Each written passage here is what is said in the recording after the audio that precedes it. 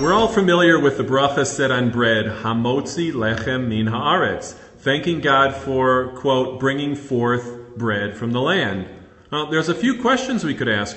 First of all, the word Hamotzi, who brings forth, is that in the past tense or the future tense?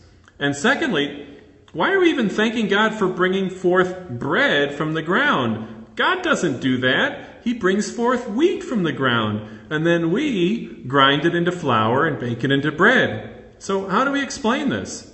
Let's answer the first question first. The commentator Aruch HaShulchan writes that the word Hamotzi is neither in the past tense nor the future tense. Rather, it's the present continuous tense, meaning that God's supervision of the world is not limited to this particular piece of bread, but is continuous over every aspect of existence.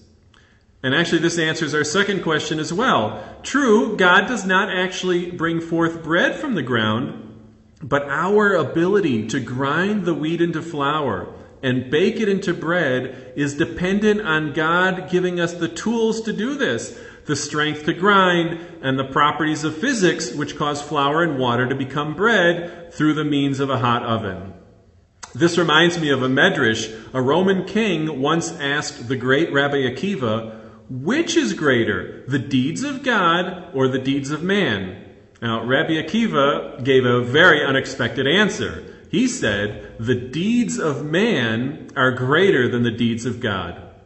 Then, to prove his point, Rabbi Akiva took sheaves of wheat in one hand and a piece of cake in the other hand, and he asked, which is better, the raw wheat or the delicious cake?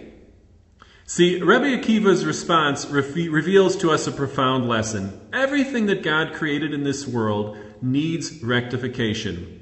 And human beings are granted the wisdom and the capability to make these changes. This is true not only of the wheat that we turn into baked goods, but is also true of man himself, whose purpose for living is to refine and shape his character into something more holy and sublime.